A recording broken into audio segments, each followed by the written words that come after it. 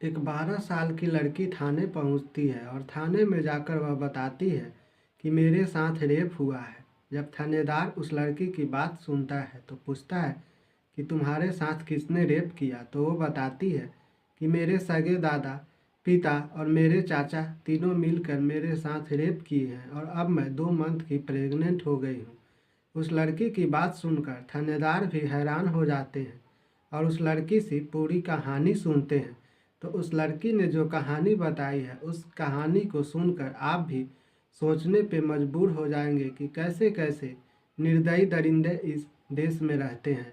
तो नमस्ते, आदाब, सत श्री अकाल। मैं आशुतोष सांडिल, आप देख रहे हैं क्राइम भूमि। दोस्तों, फिर से इस बढ़ती जुर्म की दुनिया में एक नई क्राइम कहानी लेकर आप सबों के बीच हूँ। तो आज की यह सच्ची घटना उत्तर प्रदेश के औरई जिला के बुधना एक थाना लगता है, वहीं की यह सच्ची घटना है।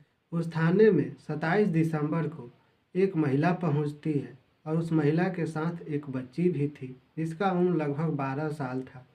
वह महिला थाने पहुंचकर पुलिस से बोलती है कि थानेदार साहब कहाँ हैं, मुझे उनसे मिलना है, मुझे उनसे मिलवाओ।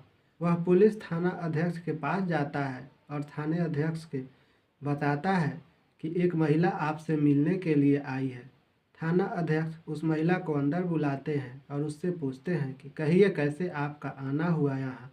तो उस महिला बताती है कि सर, इस छोटी सी बच्ची के साथ रेप हुआ है और वो भी कोई दूसरा नहीं बल्कि इस लड़की के सगे दादा, चाचा और पिता तीनों ने मिलकर इस लड़की के साथ रेप किया है और यह लड़की प्रेग्नेंट है।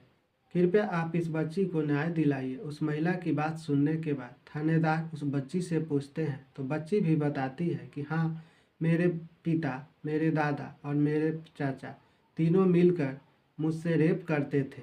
वो तीनों रस्सी से बांधकर तो कोई कमरे में ले जाकर मेरे साथ बारी बारी से रेप करता था, कभी कभी तो एक साथ भी।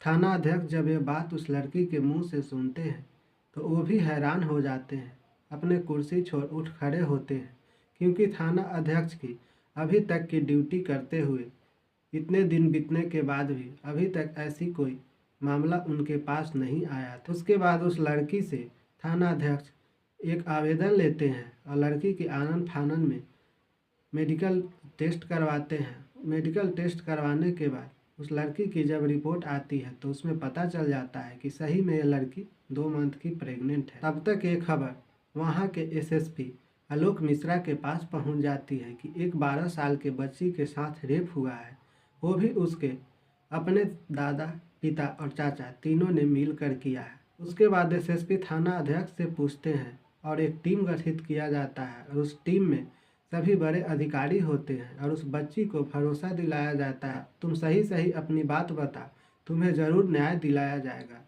तो वह बच्ची बताती है कि उसके साथ उसके पिता और उसके दादा और उसके चाचा तीनों मिलकर बारी बारी से रेप करते हैं। उस बच्ची की माँ नहीं है, उस बच्ची की माँ का लगभग 1.5 माह पहले मृत्यु हो गया है और वह बच्ची अब अकेले है।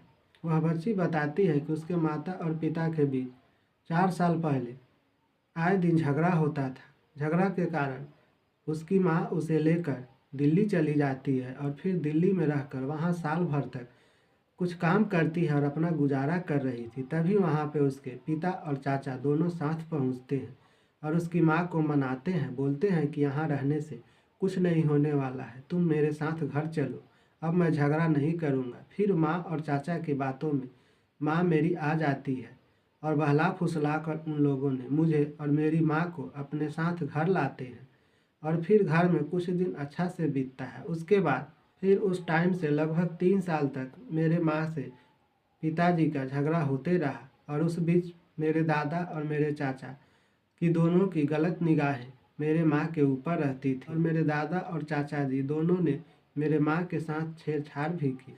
इस बीच माँ दिल्ली जाना चाहती थी लेकिन माँ दिल्ली नहीं जा सकी और माँ को इन लोगों ने पीट पीट कर हत्या कर दी लगभग 1.5 माह पहले। उसके बाद मैं अकेली हो गई और मेरे पिताजी आज से साल भर पहले मुझसे पहली बार रेप किए थे। मेरे पिताजी फसल दिखाने के बहाने खेत लेकर जाते हैं और वहीं पे मुझे सुनसान में अकेला देखकर उनके अंदर की हवा जाग जाती है और वो मेरे साथ रेप करते हैं और वो मुझसे बोलते हैं कि ये बात किसी को नहीं बताना। जिसके बाद मैं डर गई थी और ये बात मैं किसी से नहीं बताई, अपने माँ से भी नहीं बताई, क्योंकि मेरी माँ तो पहले से ही परेशान थी। उसके बाद कुछ दिन बीत जाता है।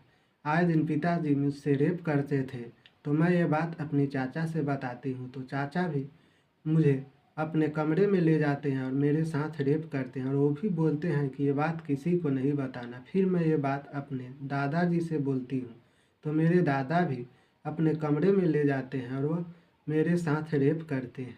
और इन तीनों ने मिलकर कभी कभी मेरे साथ रस्सी से मेरा शरीर बांधकर एक साथ रेप करते थे और आए दिन इन लोगों ने मेरे साथ रेप करता था। और उसके बाद माँ के मरने के बाद बिल्कुल मैं अकेले हो गई थी। तभी एक दिन मेरे पेट में दर्द होती है और मुझे उल्टियाँ होने लगती है, तो मुझे लगता है कि मैं प्रेग्नेंट हो गई हूँ। तो मैं ये बात अपने पिताजी और चाचे और दादा इन तीनों से बताती हूँ, क्योंकि इन तीनों लोगों ने मेरे साथ संबंध बनाते थे।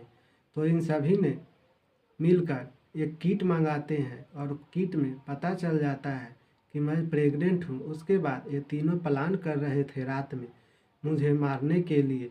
तो मैं ये बात सुन लेती हूँ और फिर मैं वहाँ से निकल जाती हूँ और भागे भागे बगल में मेरी मासी का घर है, वहीं पे मैं पहुँच जाती हूँ और अपनी आप बीती मैं अपने मासी से सुनाती हूँ। तो मेरी मौसी यहाँ तक लेकर मुझे आई है। आप मेरी रक्षा करें। उस बच्ची की बात सुनकर थाना अध्यक्ष महोदय एक टीम गठित करते हैं और उस बच्ची के घर छापा मारकर उन तीनों रेपिस्ट को गिरफ्तार करते हैं और जेल में डाल देते हैं। बाकी इस दादा और पिता और चाचा की हैवानियत भरी कहानी पे आपकी क्या राय है, कमेंट बॉक्स में ज़रूर बताएं। दोस्तों, यह कहानी सुनाने की उद्देश्य किसी की दिल दुखाना और भावनाओं से खिलवाड़ करना नहीं है, बल्कि आपको जागरूक करना है ताकि आप सतर्क रहें, सुरक्षित रहें। मिलते हैं फिर आगे नए वीडियो में, तब तक के लिए रखिए आप अपना ख्याल। जय हिंद, जय भारत, शुभ रात्रि।